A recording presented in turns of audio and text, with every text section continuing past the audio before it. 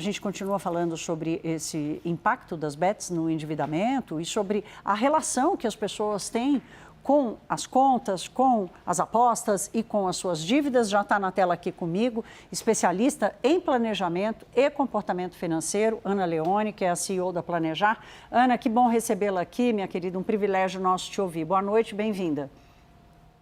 Olá, Thaís, boa noite. Ana, eu começo te perguntando sobre a decisão do governo de impedir as pessoas que aderirem ao Desenrola 2.0 de jogar. Você que está acompanhando e está estudando o comportamento das pessoas, jogar e se endividar não são provavelmente ações pontuais, elas são resultado ali de quase que de um hábito de vida, ou uma medida como essa do governo, ela consegue provocar ou estancar essa sangria? Olha, Thaís, é uma iniciativa que ela ajuda nisso que a gente está vendo, que é 80,4 milhões de brasileiros, né, de famílias, aliás, com dívidas. E a gente sabe que boa parte dessas dívidas, elas se escoam com essas apostas. Mas foi interessante que eu estava vendo aqui a pesquisa que você mostra, e é interessante, né, porque as pessoas olham isso, o percentual aí não associa os jogos ao endividamento, porque uma parte das pessoas olha as apostas como investimento. E isso também causa uma distorção quando a gente olha, né? A pessoa não vê aquilo como um problema, porque ela está olhando aquilo como uma possibilidade, inclusive, de ganho de dinheiro rápido. Então, quando se tem uma medida dessa, e lembrando que esse Desenrola 2.0, ele tem um conjunto ali de iniciativas para ajudar as pessoas a saírem dessa situação, a gente conseguir drenar um pouco essa situação que é tão grave, sem dúvida nenhuma, esse dispositivo adicional de proibir que as pessoas usem o dinheiro da renegociação da dívida que ela vai fazer, que continue indo para as apostas, sem dúvida nenhuma, pode ajudar. Mas a gente está falando de uma questão que é muito pontual, né? No sentido do pontual de parar e resolver as dívidas, sendo que é um problema estrutural. A gente está falando de juros que são muito altos, spread bancário também acaba encarecendo o custo da dívida das pessoas. Então, é uma questão, é mais um movimento no sentido de ajudar as pessoas, mas esse problema ele tem que ser olhado de uma maneira muito mais integrada para que a gente consiga fazer com que essas pessoas não recorram ao endividamento logo ali na frente. Ana, você fala da questão estrutural, e esse é um debate que a gente tem travado aqui, inclusive para tratar do Desenrola 2.0, que eu já vou trazer mais detalhes aqui, nós vamos lhe ouvir especificamente sobre o programa. Agora, do ponto de vista estrutural, você que trabalha com educação financeira, sei lá, deve fazer 20 anos já que você está nesse ramo, quando isso nem era assunto ainda no Brasil, e você empurrando a gente a tratar desse tema, o quanto a deseducação financeira, quanto você enxerga de deseducação financeira com esse hábito das bets que infelizmente se espalhou? Ou das bets não, das apostas esportivas e outras que as pessoas acham que são investimentos? Eu acho que tem um misto, Thaís, de falta de conhecimento, de desespero e, às vezes, de ignorância, né? De ignorância no sentido de não ter as informações e entender o impacto. Eu acho que a gente misturou dois elementos aqui quando a gente está falando de apostas, que elas nasceram para o entretenimento, e essa visão que as pessoas acabam tendo como um caminho para elas resolverem a situação da vida financeira delas. E muito se tem, né, quando a gente olha assim, até o próprio conceito que o mercado financeiro tem para algumas pessoas, de achar que investir em bolsa é aposta, de você fazer alguma operação no mercado futuro é uma aposta.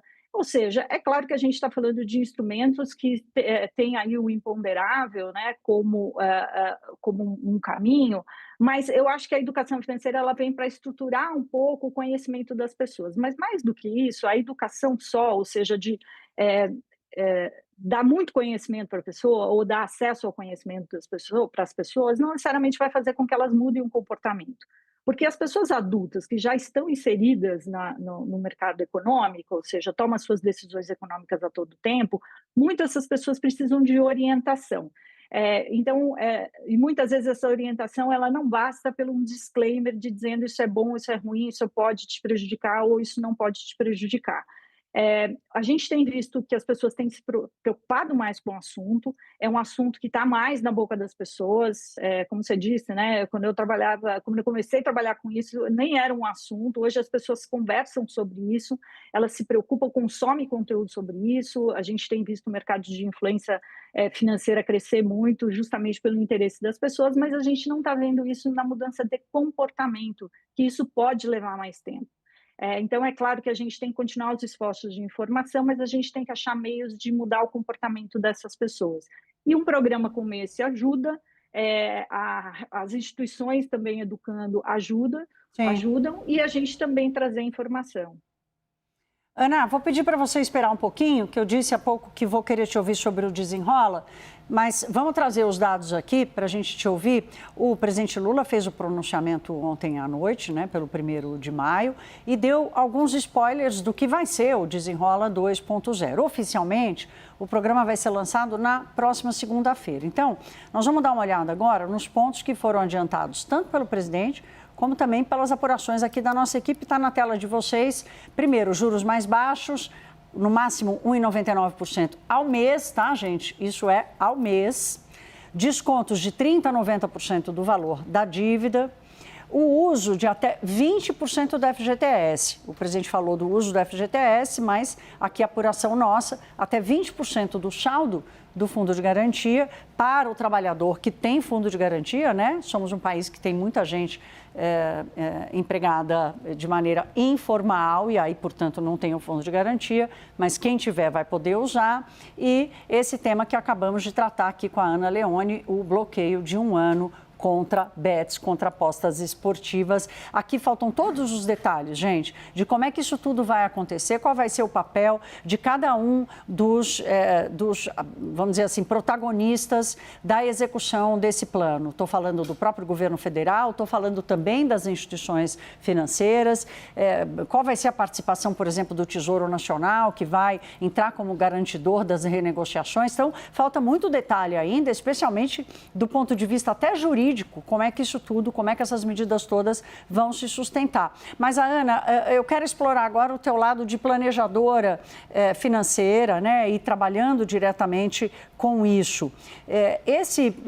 Tem uma questão que é o chamado risco moral, né, das pessoas aderirem ao Desenrola, mas acabarem se endividando de novo e terem a percepção de que, olha, não tem problema, se eu me endividar demais de novo, em algum momento o governo vai aparecer com uma solução.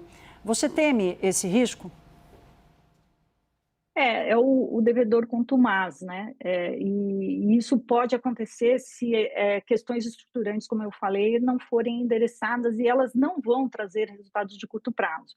Então, quando a gente olha assim, aí, né, os dados que você acaba de mostrar, um juro mais baixo, que não é, né, como você bem enfatizou aí, a gente está falando que esse valor é ao mês, mas é mais baixo do que linhas de créditos que a gente vê disponível. A possibilidade da pessoa reduzir isso, então, aparece como sendo um bote salva-vidas para essas pessoas que estão com dívidas que muitas vezes são impagáveis. E o que a gente se preocupa é, de fato, de não aproveitar essa oportunidade dessa renegociação, que pode chegar até 90% do abatimento da dívida, de ser um momento de replanejamento da vida ou de um início de um planejamento da vida. E isso acontece com apoio profissional, né, que eu sempre enfatizo isso muito bem, e há o risco, sim, dessas pessoas recorrerem. Por quê? Porque elas não vão conseguir ter um fôlego muito mais prolongado. Tem um outro dado interessante, que também saiu recentemente, que mostrou que as pessoas estão pagando quase 30% da sua renda com juros. Então, se a gente tem um orçamento em que 30%, mesmo que seja renegociado, mas que essas dívidas elas comprometam mais do que 25%, 30% da renda que vai sobrar, possivelmente essa pessoa pode recorrer na dívida novamente no endividamento logo ali na frente, Thaís. Então, o que as pessoas, talvez, o que faltou, né, mais um bullet aí no dado que você mostrou, é como oferecer orientação financeira para essas pessoas que estão aderindo ao programa, porque elas vão ter a possibilidade de renegociar, elas vão ter juro mais baixo.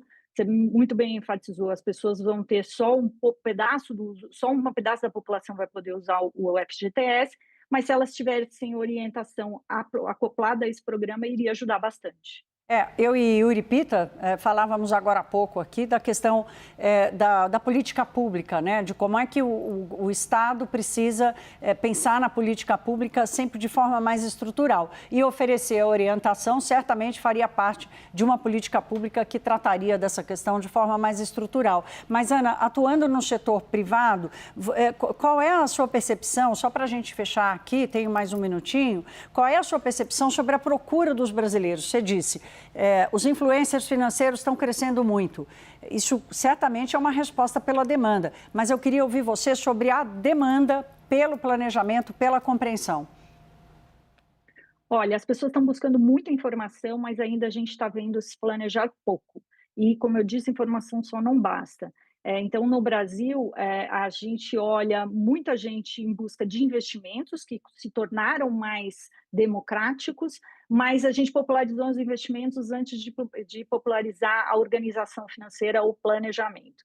Então, eu acredito que esse seja um novo papel aí, da gente focar e ajudar as pessoas primeiro a se planejarem para depois investir, porque também não adianta muito, mesmo aquelas pessoas que conseguem ter um fôlego financeiro e se organizar, é um voo de galinha, né? Acaba acontecendo muito no curto prazo.